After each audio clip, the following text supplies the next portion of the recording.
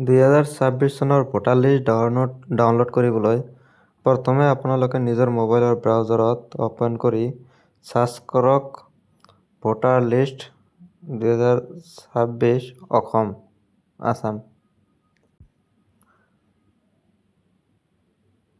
Search কৰাৰ পিছত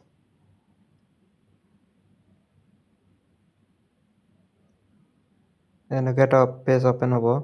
প্ৰথম যিটো ৱেবছাইট আছে সেইটোত ক্লিক কৰি লওক।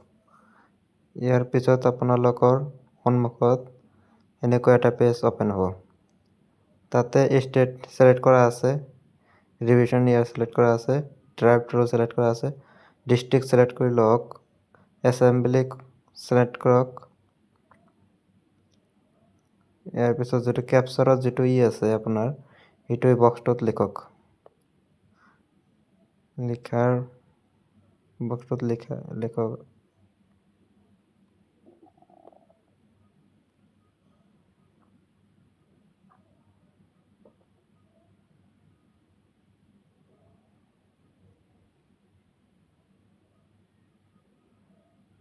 লিখাৰ পিছত তললৈ টানি আপোনালোকৰ যিটো ভোট কেন্দ্ৰ চাৰ্চ কৰিও আনিব পাৰে বা এনেকৈ এটা এটা কৰি বিচাৰি আনিব পাৰে। মোৰ ভোট কেন্দ্ৰটো আছিলে 26 নম্বৰত। মই এটা এটা কৰি স্কিপ কৰি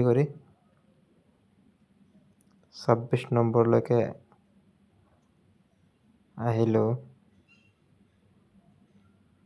বৰ্তমান এছআৰৰ জৰিয়তে বহু মানুহৰ নাম কাটি আছে।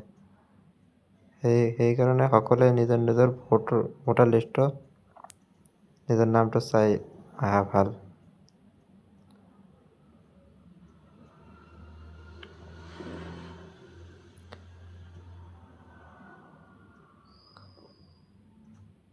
ভোট কেন্দ্ৰটো চিলেক্ট কৰি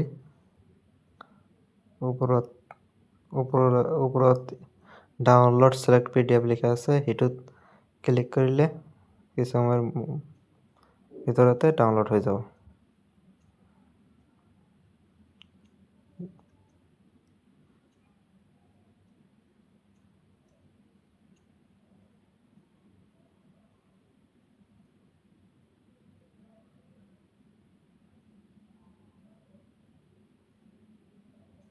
ডাউনলোডৰ পিছত এনেকৈ আপোনালোকে নিজৰ ভোটাৰ লিষ্টটো ইয়াত চেক কৰিব পাৰিব।